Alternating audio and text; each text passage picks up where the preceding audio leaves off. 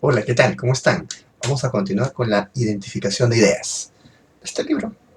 Recuerden, estamos en el capítulo 4, pero lo habíamos dividido, ¿no? 4.1, el tema. 4.2, el problema. 4.3, marco teórico. 4.4, la hipótesis. ¿Cómo la formulamos? Yo diría que el libro ha ido así como que escalando, escalando, escalando. Y la cumbre es esta. Y quizás un poco enrevesada también las ideas. Hubiera sido muy, muy bonito que nos ponga ejemplos. Ya bueno, así sea del derecho civil o historia del derecho. Este punto de hipótesis, el mismo autor coloca qué son las hipótesis, operación de deducir, las variables, cómo surge una hipótesis, el estado de la cuestión. Son conceptos que poco a poco nos tenemos que tomar conocimiento. Son 11 puntos, como se puede ver, y eso es lo que vamos a pasar a detallar. ¿Qué es una hipótesis? Y aquí es algo que todavía no quiero aceptar, ¿no? Porque siempre me vinculan con el mundo empírico. Puedo estar equivocado, ¿no? Pero la realidad, la pregunta. La pregunta la hacemos sobre el mundo empírico, pero siempre pensando en que voy a tener una respuesta. ¿Es negro o estamos...? Yo imagino aquí, usando un poco Kant de repente, tú ves esta forma de color de mi piel, ¿no? No hago la pregunta, no entiendo la pregunta, esta es la realidad. Porque hay una luz arriba que es blanca, pero si la luz fuese roja, ¿sería el mismo color de piel que podrías percibir? No, no. Entonces, viene la pregunta respecto al mundo empírico, pero pensando siempre en una posible respuesta. Y aquí te dice, ¿no? Es una formulación lógica, coherente, que siempre buscamos probar, ¿no? La proposición siempre va a estar a prueba. Parece que esa es la razón de ser, ¿no? De una hipótesis. Proponer algo que se tiene que probar en algún momento. Esto va a determinar su validez, ¿no? Siempre apunta hacia una comprobación empírica. Eso es algo que todavía no logro digerir. Voy a tratar de no convencerme como si fuese la Biblia, este libro, pero sí voy a tratar de entender que esa es una de las premisas importantes en las hipótesis. ¿Cuáles son los niveles de concreción de una hipótesis? Va de afirmaciones del sentido común. Oye, estamos de noche. Estamos de noche. Hasta llegar a relaciones entre variables complejas y abstractas. Iván, ¿qué son variables? No te preocupes. Más adelante el autor va a tratar de explicar. Pero son términos que vas a tener que acostumbrarte a leer, a escuchar cuando estamos en investigación del derecho. Esa relación entre la deducción y la hipótesis que siempre vamos a ver, a escuchar, a leer, ¿cómo se lleva a cabo? El autor nos dice de que la deducción constituye la hipótesis. ¿Ok? Así que tenemos que pensar de esa forma. Deducción, hipótesis, allá. La deducción es la que constituye la hipótesis. ¿Y qué pasa si una hipótesis se comprueba? Bueno, va a ser parte de la construcción teórica. Yo imagino así, pensando en derecho penal, la causa final o el finalismo, o el hecho de que exista la culpabilidad o la tipicidad. Supongo que así se ha ido construyendo poco a poco, ¿no? ¿Cómo se comprobó? No lo sé. Eso es algo que me toca a mí aprender. Bueno, ¿cuándo surgen las mejores hipótesis? Un problema bien planteado y debemos nosotros, los que estamos investigando, estar instalados de lleno en nuestro marco teórico. Suena bonito, ¿no? ¿Cómo será en la realidad? Vamos a ver. ¿Las hipótesis son verdaderas necesariamente? No, pueden ser falsas. Y brinda un ejemplo, ¿no? Oye, ¿sabes qué? Imagínate que te quieres comprar un libro. Ay, ay, ay. Ojo, no sabes cuánto cuesta el libro. Ya. Pero calculas. Yo creo que estas 50 soles. Entonces voy a tratar de tener más de 50 soles. Imagínate que tienes 60. Vas a la tienda y está 100. Ah, tu hipótesis no fue verdadera. No, fue falsa. Las hipótesis solo se comprueban con los hechos. Primero, sí se pueden comprobar con los hechos. Segundo, no es la única forma de comprobar una hipótesis. Pero sí nos menciona de que serán correctas si explican una cuestión, tentativamente. No se trata de describir hechos. Aquí sí da unos ejemplos, ¿no? Hoy vas a la estadística criminal y de pronto te arroja que el 25% son mujeres. Tu tesis no puede ser, el 25% son mujeres de la población penitenciaria, porque es un dato de la realidad. No estás formulando ninguna hipótesis. La realidad es una cosa y la hipótesis es otra. Eso por lo menos a mí me quedó claro. La incertidumbre de la hipótesis. Me parece que la incertidumbre es parte de la hipótesis, porque nunca sabemos si se va a comprobar una hipótesis. Y el autor usa un término, ese alma de la hipótesis. ¿Qué cosa? La incertidumbre. Y lo que les mencionaba hace un momento, ¿no? Afirmar un hecho y una hipótesis es lo mismo, no. Por el tema estadístico les había comentado. ¿Qué finalidad tiene una hipótesis? Dos, descriptivas y explicativas. Las descriptivas intentan responder sobre la verdad o la falsedad de una afirmación. Lo que más adelante entendí sobre este punto es que las hipótesis no necesariamente van a cumplir la misma finalidad. Puede ser una o la otra, descriptiva o explicativa, por si acaso. ¿Cómo pueden ser las hipótesis? Generales o precisas. Pero nos dice el autor, elige que sean precisas. ¿Qué es lo común que tienen todas las hipótesis? Son proposiciones sujetas a una comprobación empírica. Vale decir, en los hechos. A todas, ¿no? Tienen que necesariamente ser una propuesta que se tiene que comprobar. Pero en la realidad. Aquí nos vamos a introducir al término ese que es de ser un dolor de cabeza, ¿no? Las variables. ¿Hipótesis y variables se relacionan? Sí. Las hipótesis son proposiciones tentativas acerca de dos relaciones de dos variables o más. Esta es una hipótesis, tiene que haber por lo menos dos variables o más. ¿Y dónde descansan las hipótesis? En tus conocimientos. En los conocimientos organizados y sistematizados, pero bien hechos. Ahí van a estar tus hipótesis, ahí la vas a encontrar. Si una hipótesis no es precisa, ¿qué es lo que sí o sí debe contener? Porque, ojo, puede haber hipótesis generales. Esta hipótesis no es precisa, es general. Pero ¿qué es lo que no le debe faltar a esta hipótesis? Variables, concretas y bien definidas. Ese es un trabajo que tenemos que hacerlo bien. Porque una hipótesis, al parecer, no puede dejar de tener variables. No cualquiera, concreta y bien definida. Y aquí empieza. ¿Qué es una variable? Una propiedad, una condición, que varía. Pero esta variación puede medirse. 1, 2, vamos a poner 10 centímetros, 20 centímetros. Puede medirse esta variación. ¿Qué sucede si las variables se relacionan entre sí? Adquiere mayor valor científico. Si hay dos variables y se relacionan entre sí, da mayor valor científico. ¿Cuál es el objetivo de hipótesis y variables? En el caso de las hipótesis, proponen una respuesta provisional, ¿no? Eso ya habíamos escuchado, lo hemos leído al cansancio. Y una hipótesis propone una respuesta adicional a un problema. Y las variables son unidades que guían nuestro análisis comprobatorio. ¿Cómo se comprueba? Ahí hay la importancia de la variable, ¿no? Como una moneda con dos caras. Ya esto va a proponer, es mi propuesta, mi proposición que quiero que se compruebe. ¿Y quién te va a ayudar a comprobarlo? Las variables. ¿Las variables forman parte de la hipótesis? Sí. Y aquí yo me pregunto, ¿no? Es una pregunta mía, ¿cómo se estructura? ¿No?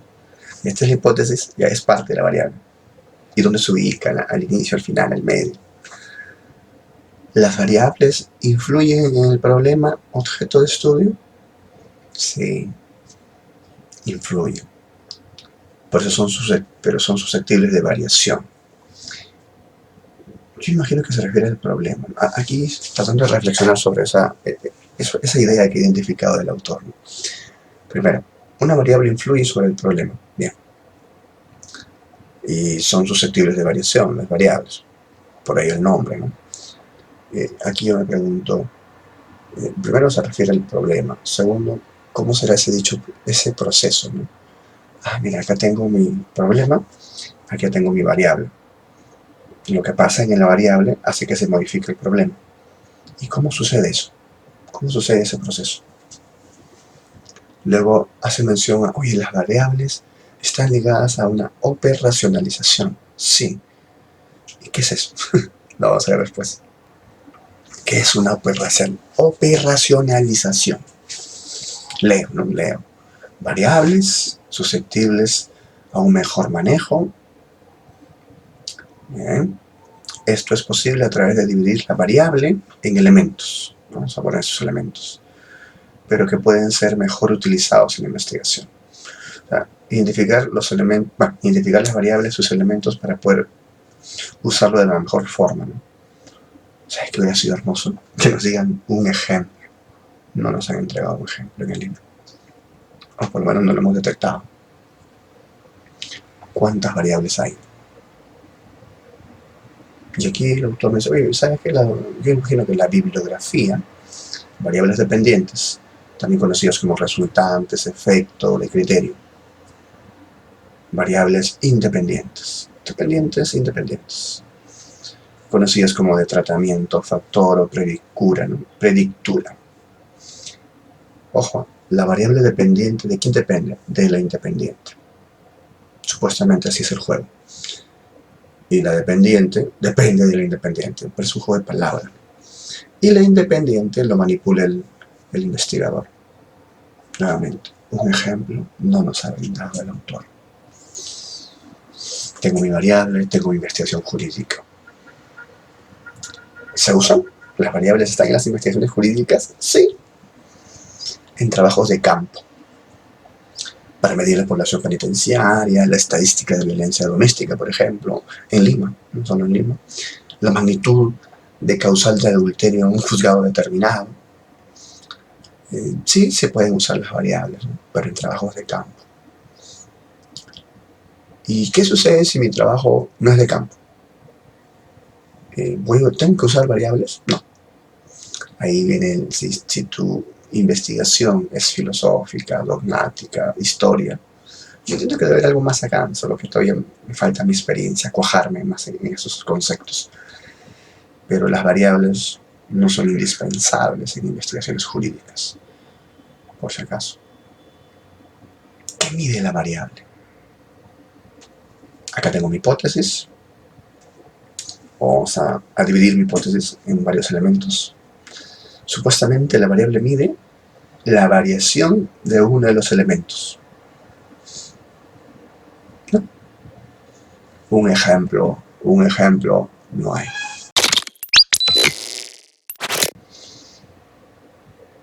Acá tengo la hipótesis. ¿Y de dónde viene? ¿De dónde derivan comúnmente? De los objetivos y preguntas de investigación. Ya ven. Suena bonito, ¿no? ¿Y las hipótesis pueden ser reevaluadas? Sí. Mi hipótesis original puede cambiar. Puede ser una y luego puede ser 3. Y eso va a depender de cómo yo voy investigando. Incluso mi hipótesis puede ser así de grande y luego puede reducirse. Y lo ideal siempre es delimitarlo. ¿Debo intercambiar mis ideas?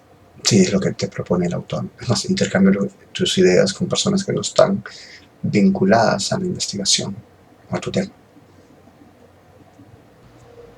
Esta es mi hipótesis. ¿Cuáles son los pilares de mi hipótesis para que no se caiga? 2, te dice el autor. El andamiaje teórico, tienes que conocer el estado de la cuestión. Si no lo conoces, estás perdido. Es como que vas a crear una teoría que nadie antes lo ha dicho. Y eso tampoco sería honesto, ¿no? Y el andamiaje teórico te va a permitir saber el hallazgo de otros autores. Si estás investigando imputación objetiva, claro que han escrito bibliotecas enteras del tema. Pero no solo el andamiaje teórico, también la evidencia empírica. ¿Cómo se hace? No lo dice el autor. Como cuando uno habla de estado de la cuestión, como que sí, ¿no? Hay que leer. Pero ¿cómo se realiza la evidencia empírica? Ahí me hubiera gustado que nos explique un poco más.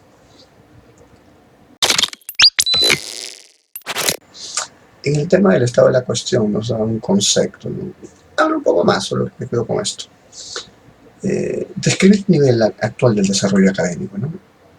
¿Qué es lo último que se dice sobre el dolo, la culpa, la culpabilidad, la teoría de la prueba?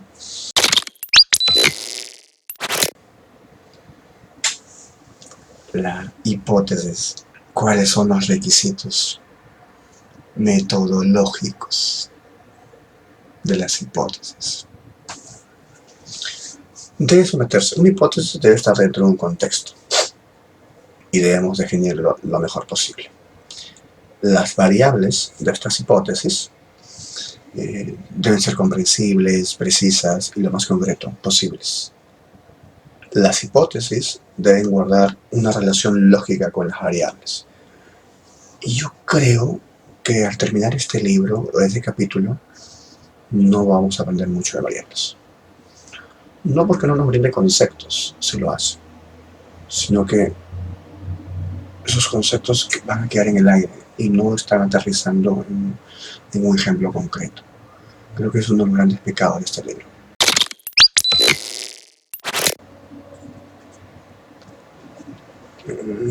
¿Cuántas hipótesis se deben formular? No hay límite, pero sí te recomiendo que no sean muchas las hipótesis, sino hacer un trabajo enorme, ¿no? Pero no hay límite. Hay que recordar, me mencionó, que es como dar una respuesta al problema, ¿no?, que hemos elegido investigar y comprobar de forma objetiva las hipótesis, que es lo que tenemos que pensar siempre. ¿Cómo sé que mi hipótesis está bien? Está bien hecha. Porque a la larga las hipótesis no son verdaderas, no son falsas. Solo una hipótesis o está bien formulada o está mal formulada. Es lo único que interesa. ¿Qué es lo que se prueba en una hipótesis? Solo se prueban las hipótesis bien formuladas. Y ahí descansa su validez, por si acaso. ¿Debemos aportar evidencia para comprobar las hipótesis? Sí. Mientras tenga más evidencias, vas a tener una hipótesis más contundente. Otro de los vacíos que considero que tiene el libro es cómo aporto evidencia. Un ejemplo, solo un ejemplo que nos hubiera brindado. Una son las variables y acá la evidencia, porque justo es para comprobar una hipótesis. Y es importante, ¿no?, aprender a identificar, ya, sí se probó con esta evidencia, porque supuestamente tiene que ser empírica. La evidencia. ¿Qué debo tener en cuenta con relación a la evidencia? Yo imagino el derecho penal, ¿no?, o derecho probatorio, ¿no? Supuestamente decide el desenlace de la narración. Importa analizar por qué no se aportó evidencia, ¿no?, a la hipótesis. Si tenemos varias hipótesis y no tenemos evidencia, si tengo 3, solamente tengo evidencia de 2 o de 1, me quedo con ese 1. Te ayuda a eliminar hipótesis. Pero aún así siento que es un cascarón, no me está diciendo qué es una evidencia, por qué te ayuda a acreditar algo, ¿no? Un ejemplo, eso es lo que nos estaba pidiendo. ¿Por qué es útil una hipótesis? Te guían en la investigación, son guías. Ya habíamos dicho una vez, hace un momento hicimos el término finalidad, ahora vamos a usar el término función, descriptiva, explicativa, dependiendo del caso. Y aquí siempre debemos ensayar preguntas cada vez más específicas. Las hipótesis prueban teorías, sugieren teorías, y ahí la importancia, ¿no? Si trabajo con variables, debo manejar definiciones conceptuales, operacionales. Los conceptuales son los de conceptos, los más genéricos. Los operacionales solamente van a servir para tu tesis, por si acaso, las definiciones operacionales. Definir términos especializados. A ver, hay que definir, así sean jurídicos, cuando se usan por primera vez. En la tesis, yo imagino que si recién estoy usando prisión preventiva, tengo que dar un pequeño concepto, ¿no? No ir a la exageración de llenarme de definiciones, pero sí dar determinadas pautas. Bueno, con esto hemos concluido la etapa de formulación de hipótesis. Los invitamos a que participen, a que hagan sus preguntas y a que se animen, ¿no?, a participar en las reuniones. Estamos tratando de reunirnos lunes, miércoles y viernes de 6 de la tarde a 7. Hay un enlace de Zoom que siempre vamos a dejar al lado en el Face, o estás en el YouTube en la parte de abajo, el enlace que siempre va a estar hasta diciembre del año 2021. A veces se nos complica con las audiencias, porque también hay audiencias a las 6 de la tarde, aunque no lo crean. Y nada, vamos a continuar. Si no se lleva a cabo la diligencia, vamos a subir, no, perdón, si no se lleva a cabo las reuniones a esa hora, vamos a subir de todas maneras un pequeño video, de los cuales ya estamos avanzando. Que tengan un buen día.